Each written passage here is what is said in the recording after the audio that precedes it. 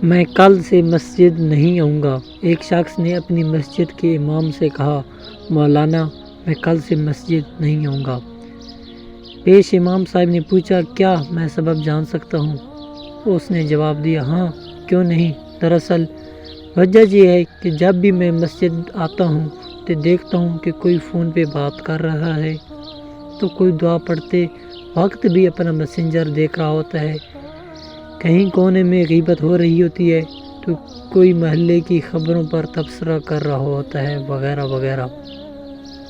امام صاحب نے وجہ سننے کے بعد کہا، اگر ہو سکے تو مسجد نہ آنے کا اپنا آخری فیصلہ کرنے سے پہلے ایک عمل کر لیجئے۔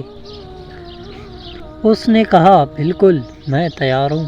مولانا مسجد صاحب متصل اپنے حجرے میں گئے اور ایک بھرا ہوا گلاس پانی کا لے کر آئے اور اس شخص سے کہا، یہ گلاس ہاتھ میں لیں اور مسجد کے اندرونی حصے کا 2 چکر لگائیں، مگر دھیان رہے پانی چھلکنے نہ پائے۔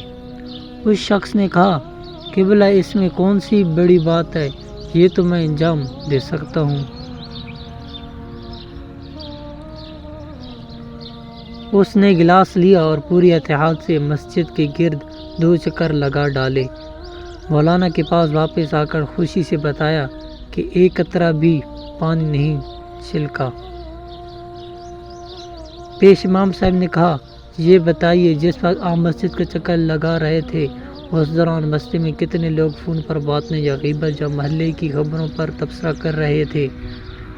اس نے کہا، قبلہ میرا سارا دھیان اس پر تھا کہ پانی چھلکنے نہ پائے، میں نے لوگوں پر توجہ ہی نہیں دی۔ پیش امام صاحب نے کہا، جب آپ مسجد آتے ہیں تو اپنا سارا دھیان خدا کی سمت رکھیں، جب آپ خالص خدا کے لیے مسجد میں آئیں گے تو آپ کو خبر ہی نہ ہوگی کون کیا کر رہا ہے۔ یہی وجہ ہے کہ قرآن کریم میں فرمایا ہے کہ رسول اللہ صلی اللہ علیہ وآلہ وسلم کی پیروی کرو، یہ نہیں کہا کہ مسلمانوں پر نظر رکھو کہ کون کیا کر رہا ہے۔ خدا سے تمہارا رابطہ تمہارے اپنے اعمال کی بنا پر مضبوط ہوتا ہے، دوسرے کمال کی بنیاد پر نہیں۔ کل سے 5 وقت نماز قائم کیا کرو اور تلاوت کے لیے بھی تھوڑا سا وقت نکالو، زندگی میں خوشی ہوگی۔ اللہ ہم سب کا حامی و ناصر ہو۔